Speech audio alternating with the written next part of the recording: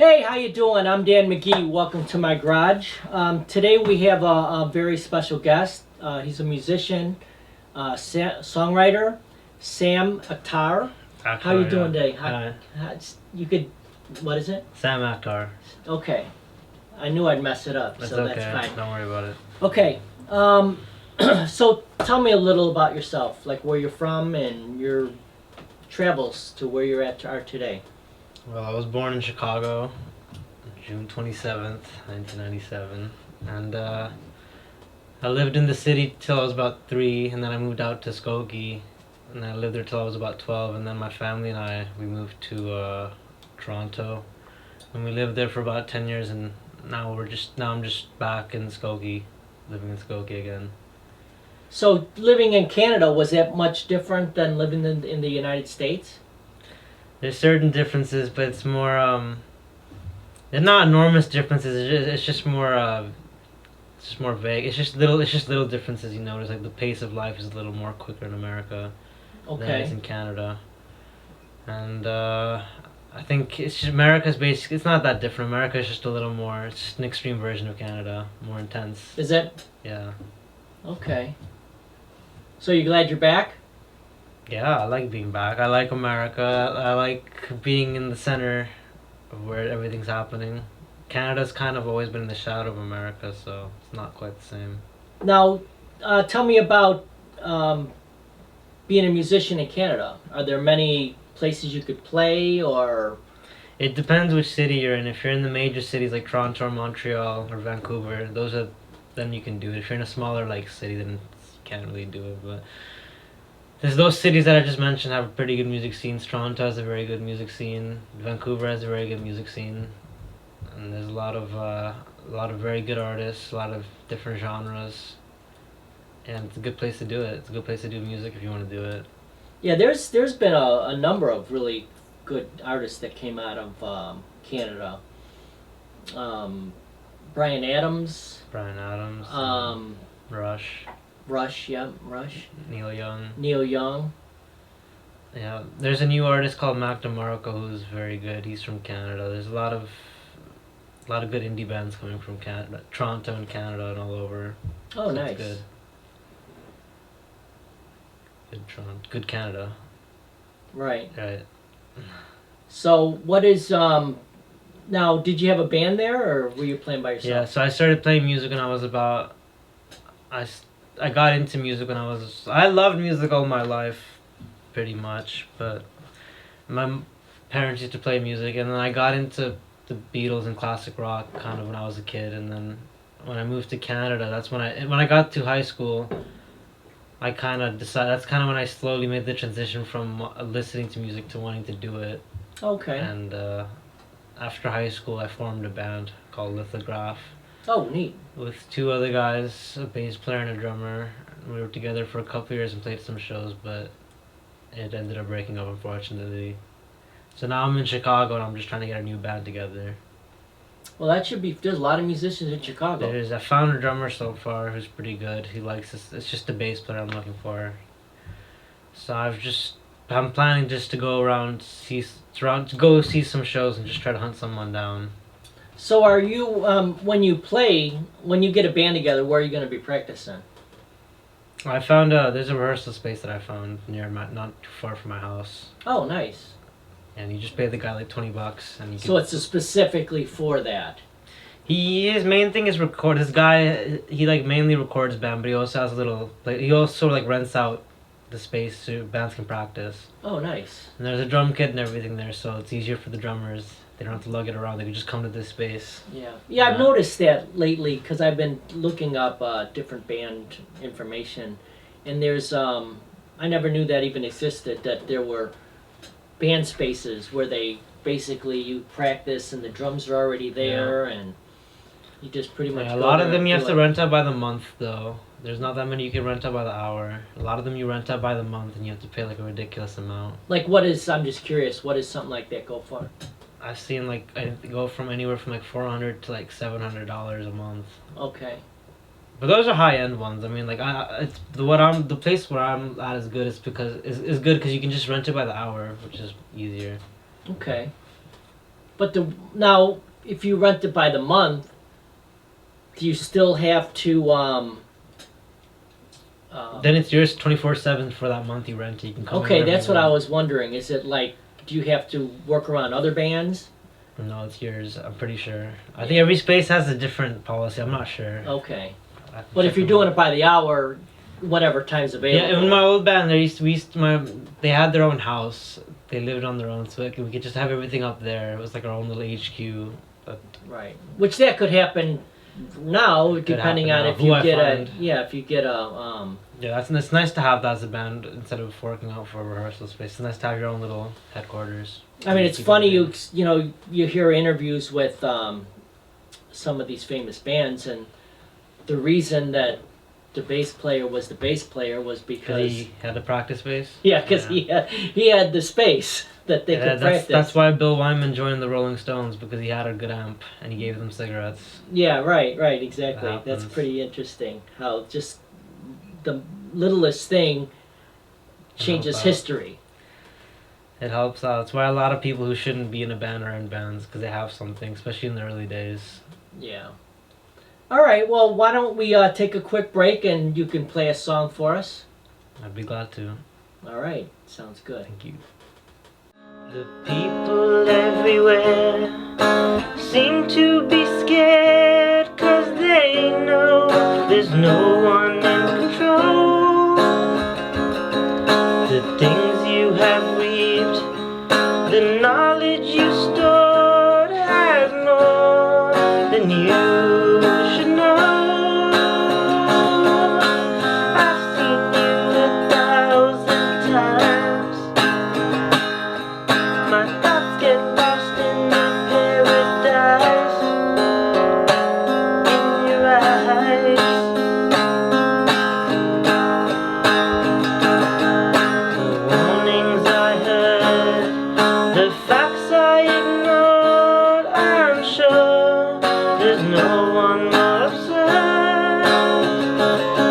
There's more to be said, there's more innocence in your own flawed universe.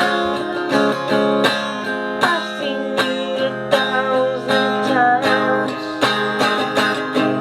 My thoughts get lost in the paradise in your eyes.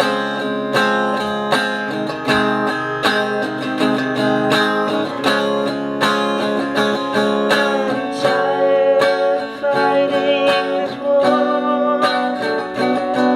I'm tired of asking for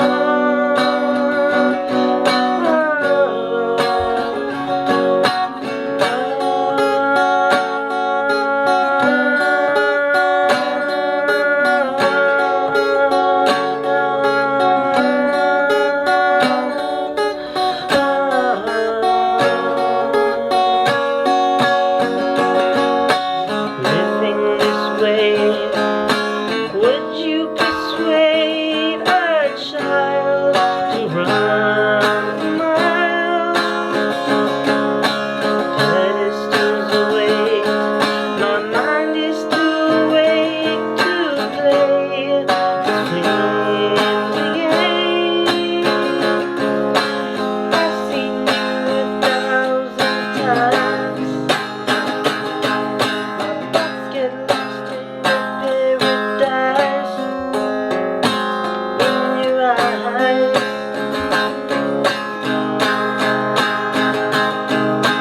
I've seen you 1,000 times.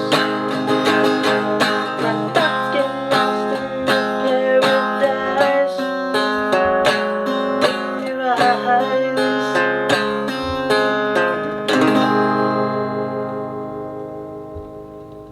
All right. Welcome back. Great song. Thank you. All right. So we were talking about some of your history. Now, who were your influence as far as either solo artists, bands, or whatever? I like a lot of people, but I guess the main people who I like are the Beatles. I like the Beatles. I like Queen. I like Elton John. I like a lot of the singer-songwriters that came out of like the late '60s, early '70s. I like a lot of I like Jackson Brown or Carole King. I like James Taylor. I like just that era of music, the '60s and '70s. But and then but I like harder edge stuff too. I like the Sex Pistols a lot, and I like a lot of I like the Jam a lot. They're one of my favorite bands. This band called the Jam. They're from England. They're Okay. one of my big influences. Yeah, just that kind of stuff. I like it, I like hard music as much as soft music, but I don't like it when it's.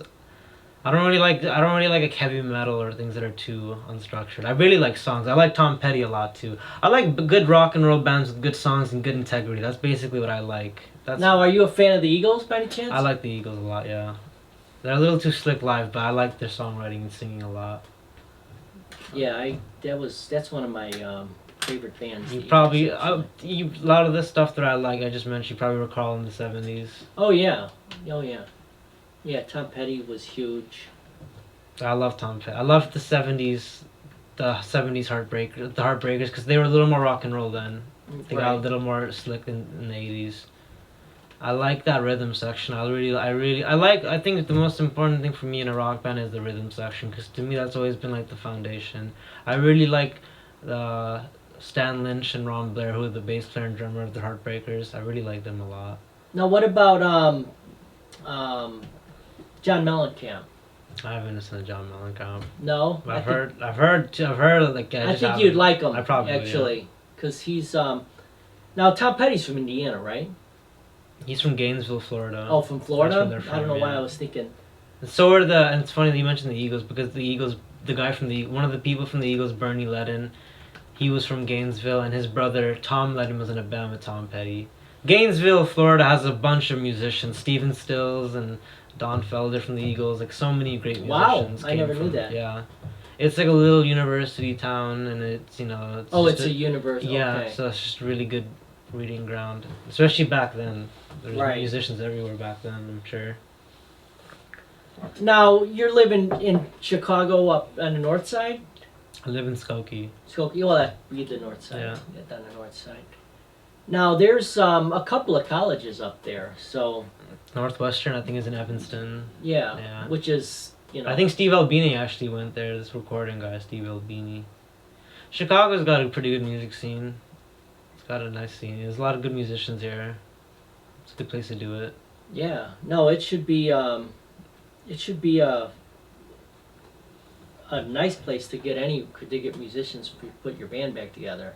I'm very keen on putting it together. I'm ready to get going. I just want a good rhythm section and just start getting out there and playing. But it's hard to find people who are good and who like the same stuff and who really want to do it. It's a lot to ask for, especially when it's just starting out. It's hard to get musicians to join a startup.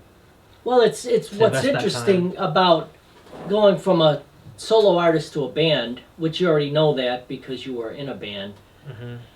but it's a partnership. Yeah, it is. So no matter how good your music is and no matter how good everything sounds, you got to be able to get along. Hmm. It's almost like a partnership / marriage. Yeah. So you really gotta work together on it, and you've gotta work as a team, or it's not gonna work out. And compromise. Right, exactly. But not everybody could do that because, sometimes the music is so good that you keep, and that's almost like in a marriage where it seems like it's so good you don't want to give up on it, but if the bad starts outweighing the good, then you just gotta move on. Yeah, that's kind of what happened with my last band. It was a good band, but it just wasn't happening, unfortunately. Yeah, and obviously it takes a while for you to really figure that out. It takes a while, yeah, and everything's a learning experience. I still have a lot to learn with playing guitar and writing songs, so it's a long way to go. Yeah. All right. Well, why don't you play another song? Sure. All right. I talked to her today, hoping that she'd say, let's skip this town and run away.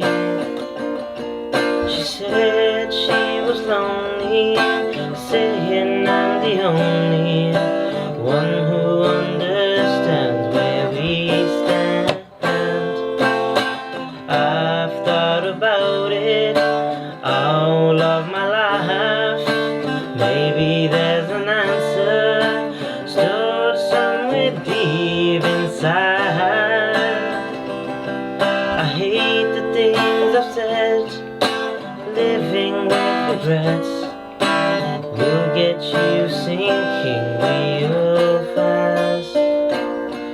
I'd love to see your eyes staring into mine, though we both know we're out of time. I've thought about it all of my life. Maybe there's an answer stored somewhere deep inside.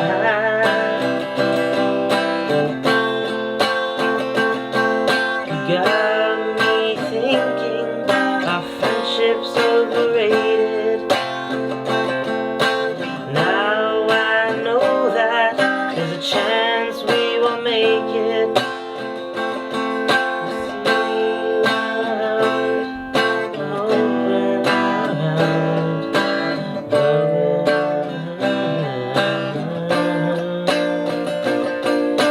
Take care of yourself, there's no one really else. Losing sleep over your health. I've thought about it all of my life. Maybe there's an answer stored somewhere deep inside. You got me thinking our love has diminished. Now I know that I'm all but finished.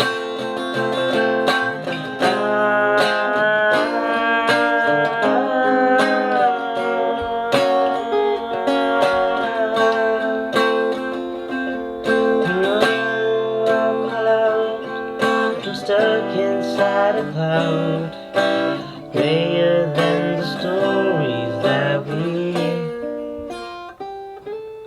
hear. Okay, welcome back. Wow, another real good song.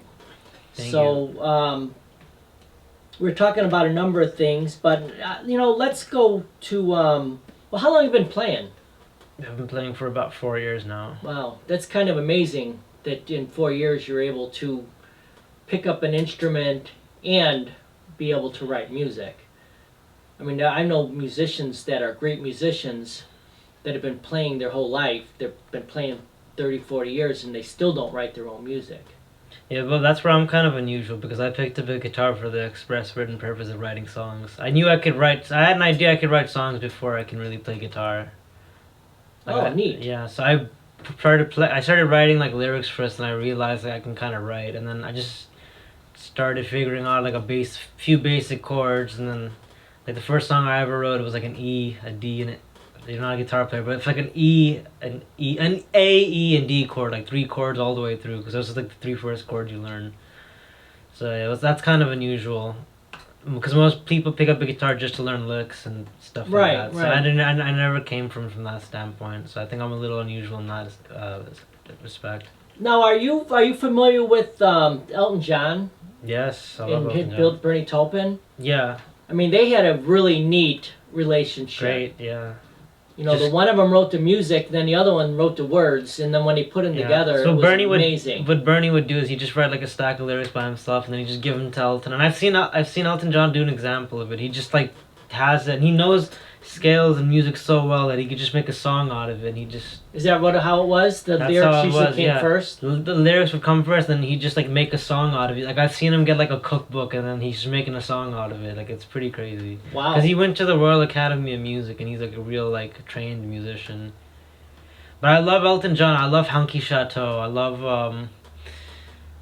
love Tumbleweed Connection. I love his I love his golden period from 1970 to 75, 76. That's when he was really doing special stuff. Wow. It was a good team. The band was great. He had Nigel Olsson on drums, Dee Murray on bass, and the producer was really good. I can't remember his name. So I can't remember his producer's name, but it was a great team. Yeah, it's amazing actually. Yeah. So when you're writing your music, how does that work? What's your recipe or however you do it? it's changed as time's gone on. In the early days when I didn't know that many chords, I just tried to like I'd have a batch of lyrics and I try to just make a song out of the 2 chords I knew how to play. Oh, okay. But now I know a lot of chords and I know like I have a much better idea. So I just generally sit down with the guitar and just strum, and then something comes in your mind, and then you just build from that. Now, when you're with a band writing, have you wrote music with your band, or No, did you wrote it and then I write they it played and then I bring it to them. I Okay. prefer to do it that way. I tried writing with them a couple times, but it was just too slow. I prefer to just have it because I got pretty strong ideas about what I want a song to be. I mean, in terms of the arrangement, though, I won't tell them like play it this way. I'll let them come up with their parts. But I like to just that's what I like. But I like the song's pretty much the your song song. is written. The song is written. The song is written. Yeah. Wow, that's pretty neat. Yeah, so it's pretty straightforward. When I used to have my band, it was just a bass player and a drummer. I'd bring them a song and then we just do it. That's what I'm looking for now. Just trying to find a bass player and drummer who are suited to that way of working. There's another band that did it that way. They did the lyrics first and music second. There was a band called Procol Harum. Oh, Procol Harum, yeah. A Whiter Shade of Pale. Yeah, it was amazing. Yeah, and that's you can tell from the way he's sing the lyrics or on the way he's singing it that the lyrics were kind of written first. I could have never picked that out. You couldn't have picked that out. No, I I'm could not- tell. No, I could that's, tell. I could tell. Was a really good song. It was a very good Whiter Shade. A good band, for that matter. Yeah, Procol Harum. I honestly only heard listen. I had heard of the song, but I only listened to it actually like a couple weeks ago. Oh, really?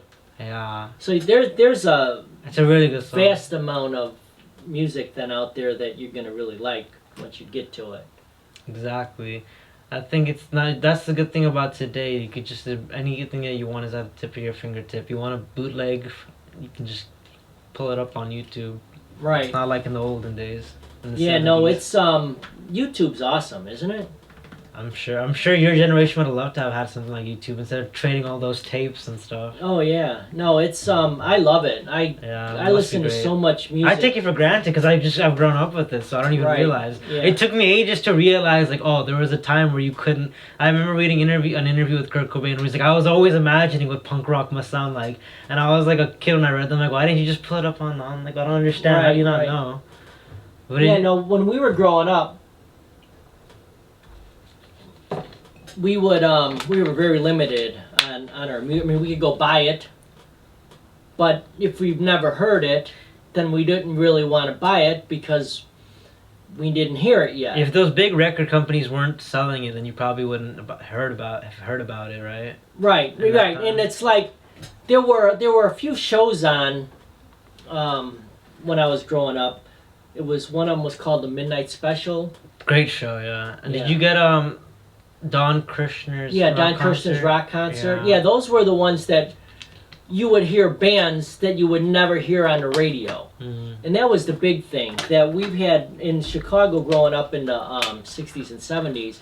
We had 2 AM stations that they would have a rotation where you'd hear, like, I forgot what it is, maybe every 45 minutes they would play the same songs again.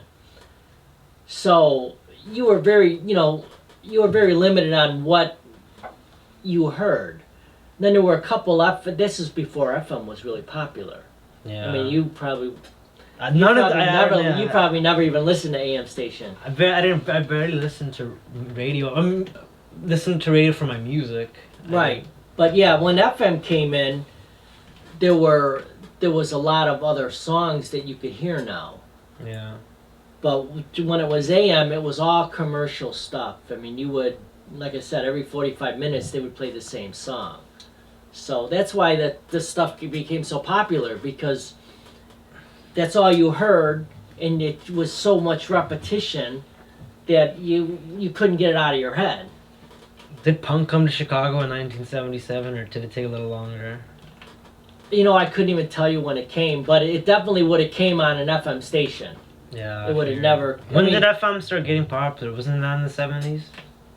Yeah, it would have been during probably the mid 70s. I mean, I'm just guessing. I'm not an expert on it, but that's what I would remember. It would have been during the beginning to the mid 70s. And if you're a young musician starting out today, like it's hard to like.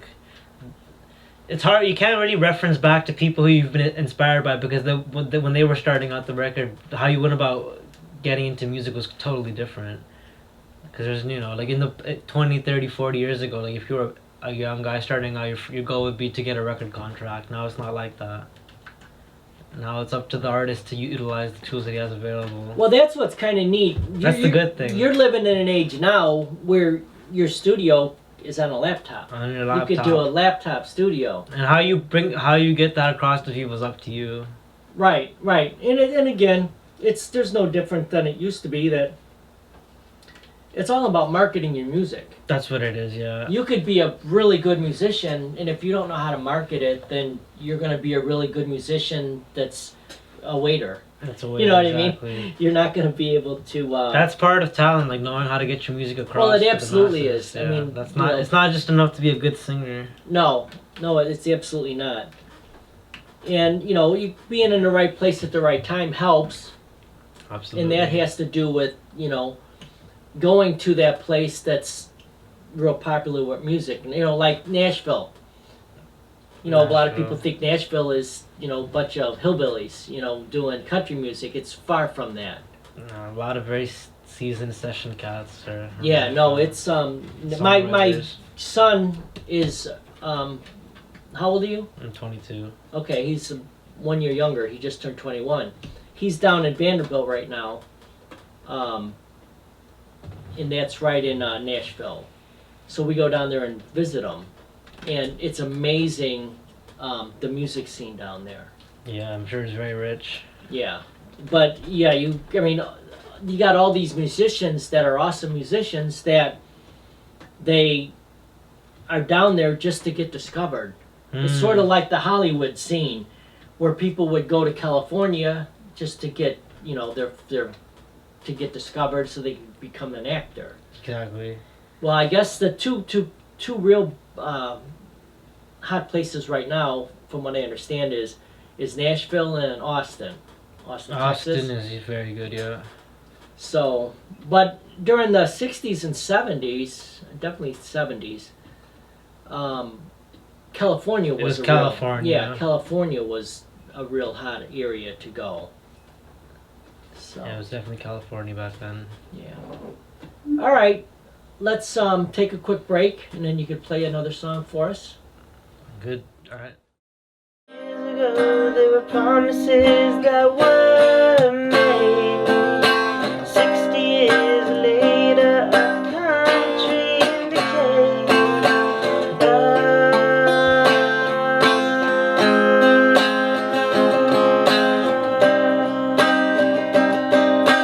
Sacrificing livelihoods to men who seem like members of the neighborhood that bring back the light for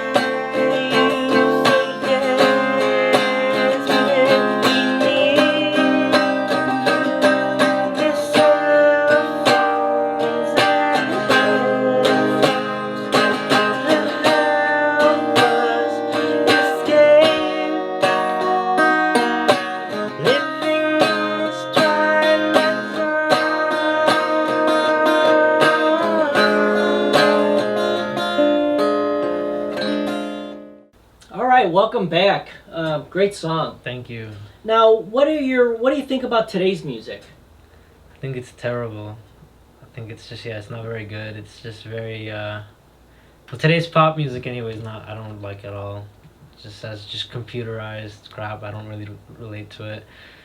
And today's rock and roll music, I also think there's a lot of great players in rock and roll today, but there isn't really that many bands that I find that have really good songs. A lot of people in rock and roll sometimes get kind of too lost in the playing aspect instead of the songwriting aspect. But Now, yeah. who would be one of the better ones within the last 5 years? Rock bands? Yeah, rock bands. I think one of the best bands to come out. My favorite's probably Wolf Alice. It's an English band. It's come out. They're probably my favorite band.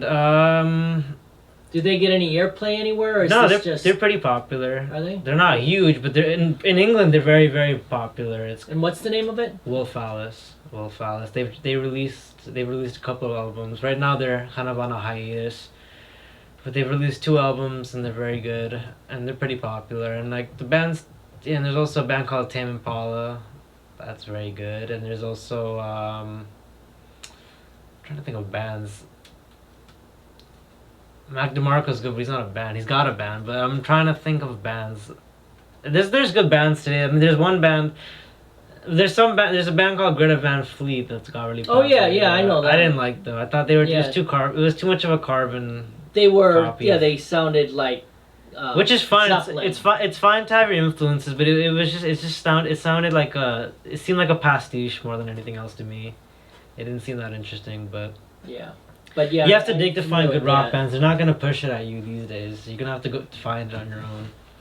Now, are you into any of the contemporary country music, No. which is pretty much what I haven't what heard it. pop I used like to be? Yeah, I like the good old country music, but I don't like I haven't really bothered with the contemporary stuff. I like Johnny Cash and some of the old stuff. I like rockabilly. I like Carl Perkins is really good. Okay, so yeah, you're reaching back.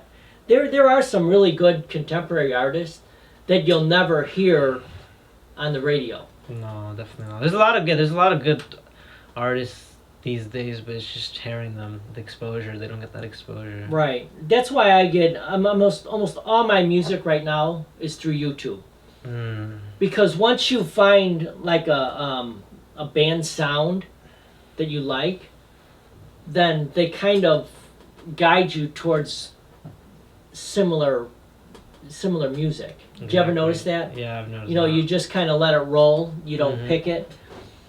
And I've actually discovered a lot of bands that I really like doing that, where I Mhm. just let YouTube pick my music for me. Oh yeah, like the recommendations and stuff. Right. Yeah, but I think it's a good YouTube, and there's a lot of great tools for discovering music now, like Spotify and stuff. But it's a weird time for the music business. It's a weird time for the music business for sure. It's a weird time to be a musician. I mean, like especially with a lot of pop music these days, a lot of like the SoundCloud rappers or whatever. You just go in your bedroom, make some crap, and put it on Instagram, and you're famous. Yeah, I'm not. The consciousness is very strange, you know. It's just very, very strange. Like in the past, it seems like you had to have talent if you wanted to be, successful. Now it's not necessarily like that. Right. I'd like to see some of the people who try to like survive, like in the past. What they do now, they probably get laughed off the stage. Well, it is kind of amazing, and I hate to be that older guy that's all. Well, I'm young and I think that. There's a lot of Yeah. people my age who think that. There's a lot of people my age who know that, but they just go along with it. Right, but it is kind of amazing that, I try to, keep up on, some of the music, and it's like I can't find. It's hard to find new music. It's not worth keeping up on. It's weird. It's weird. I don't even know what you say about it. People like what the public gets what the public wants. So Right. I agree with that. So. I just go along. I just say I'll do my thing, and if people like it, that's okay. If they don't like it, that's okay. Right. I agree with that. If Yeah. you're a true artist, you do it for the art. You're not doing. You're not doing it for like if fame comes, if success comes, then it comes. If it doesn't, then I'll keep going. Right. I have a lot. I'd really just like to get a band together and play. It's just a really good feeling. That's what I'd like to do. I mean, I'm not a musician at all, but I love live music. Yeah, yeah. So, and I love, doing video, and I love creating things. I just love the idea of playing live. I just like the idea of getting a great band and playing it to people who want to hear it. It's just a great thing. It's just a great spark that happens when that happens. To watch it is great. To play for the audience is great.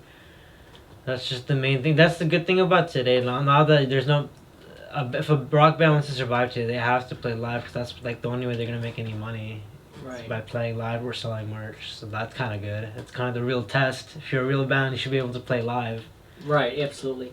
Now, if somebody wanted to look up your music and follow you, what would be the best way to do it? What platforms are you on right now? Well, I've just got a tape. I'm not on any platforms right now. I mean, if you search Facebook if you go on Facebook and type in Lithograph, that's my old band page, and there's a link to that. There's a link onto the EP and like the stuff that I played today. All those songs should be on there. Lithograph? Lithograph, yeah. Okay, spelt like the machine or whatever that is. Yes. Okay. Or if there's anyone watching out there and they really want it, they could just message me and I'll send you the link. Okay. But right now, the plan is when as soon as I get a band together, then I'll hopefully we'll be able to get those on some platforms and start playing live, and then people will hear it. So that's the main thing. Now, you have a website that's in your name, or do you just No. go by the lithograph? Just Lithograph. Website. So that's all I have so far. My energies have been mainly focused on getting a new band together and then focusing on getting it on every platform. But yeah, if you go on Lithograph or if you ask me on Facebook, then you should be able to find it. On Facebook, on Lithograph, it's there. You'll see like a link for it. Okay, and that's probably the easiest way. Yeah, You don't have YouTube stuff on yours yet? not currently. Not currently. Okay. All right. Well, thanks a lot for Thank you. coming out. I really enjoyed been a what pleasure. you were doing, Thank you. and especially your songwriting ability is pretty Thank you. neat. Thank you.